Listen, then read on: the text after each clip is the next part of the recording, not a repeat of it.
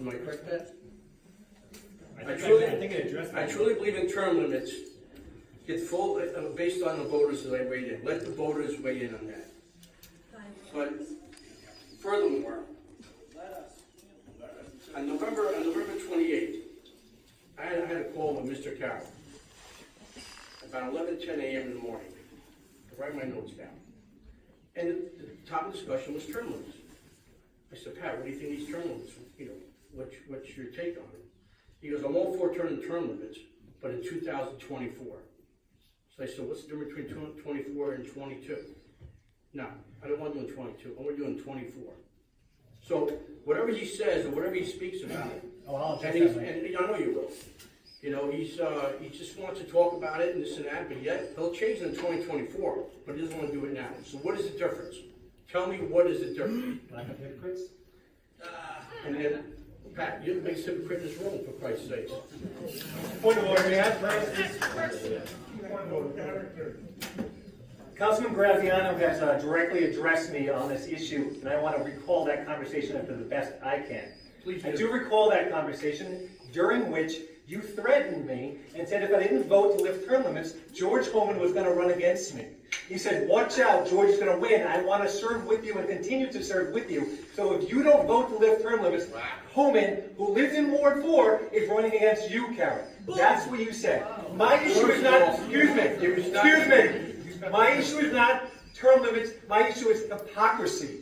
If you really want, and I said, if you really want to lift term limits, then lift them in 24 when the people who put them in place are not on the board anymore. And I said, Mike, why do you always carry so much water for George Homan? That was the conversation that I remember. Pat, that's not the conversation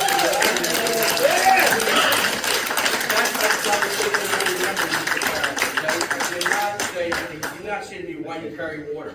That's horseshit. And number furthermore, I did say, straight out, I speak the way I speak, people. That's the way it is. Okay? I said to him, Pat, if you don't, think about it. If you don't do this thing, you don't know. Pat might, George might run against you. Yes, I did say that. I'm not going to deny it. So on the record, I'll ask for a point. Another thing, furthermore, my colleague to the right of me over here, okay, we had a conversation about term limits, and he goes, hey, if they get changed, I'll run again. We talk about Mr. Borelli. Okay, so what's the difference? So if they are changed, let's say they are, I guarantee you will be running. If his integrity is so strong, then he should not run. If he's so committed to say only 8 years I will serve, he will not run. But he will hide behind the law like he will. Wow. Yeah, I'll answer that. You're going to accuse me so I can't follow the law in the future? That's what you're telling me. That's what you're saying. Frank, I said, I know you. Let me make my comment. I know you. Let me make my comment. First of all, this guy is really scary. All right. So, he wants you to believe that when you run for office, everybody's equal. When you run against an incumbent, it's a level playing field. No way. Absolutely. I've been on both sides of it. I was a newcomer trying to run for office in this town. Somebody who was involved in business and wanted to get involved. It was hard. I lost the first time. Yes. And I worked really hard. I did everything I was supposed to do, but I wasn't one of the team. So I didn't get it. The only reason I was successful the second time is they felt I was strong enough, so they kind of came along, okay? That's how it worked out for me. But when you're in office, you have the support of multiple parties, you have volunteers, it's much easier to raise money. So don't let anybody fool you and say the election is the term limit. It can be. My colleague, Mr. Franchino, pointed out 2 races. I don't want to get into the specifics of those races. Both men who won are great, are friends of mine and great people. But you know what? There's always special circumstances. But he didn't talk about the 50 other races that happened this fall that the incumbents all won, who maybe weren't such great incumbents, but they won because they're incumbents. But let's go back to Mr. Graziano. Wants to talk about everything we talk about in private.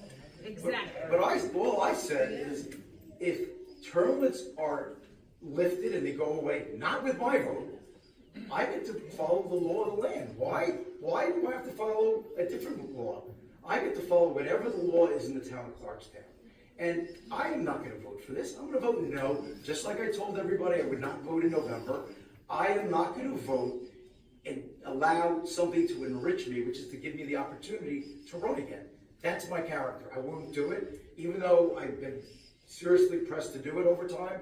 I can't do it. As much as, I thought about it, I said, well, maybe, I know we are doing a good job. I think the town is running well for the comments that were put forward. Everybody says the town's doing well. I'm not disagreeing with it. I'd like us to continue. But you know what? I voted for this. I advocated for it along with the supervisor. Voted for it twice along with the supervisor. And to now, in the 11th hour, to go, it's not a good idea anymore. I just don't feel that's honest. So that's my answer. I can't do it. For Mr. Graziano, to repeat that I said, I'll say it here. Yes, if the law went away, I would consider running again. Sure I would. Why wouldn't I? You know why? You need someone up here to watch these guys. Right?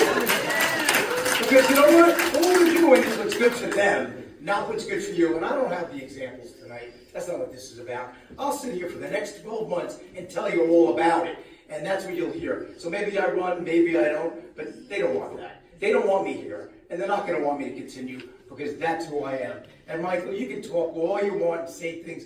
You know what? You didn't vote for the attorney because you know what? You don't want the people in this town to get a fair shake at defending this because you're in the bag for them. You might as well have been part of the lawsuit. Frank, so you're telling me that the demonstration that you had are not qualified to represent the town? Is that what you're saying? You know what, Mike?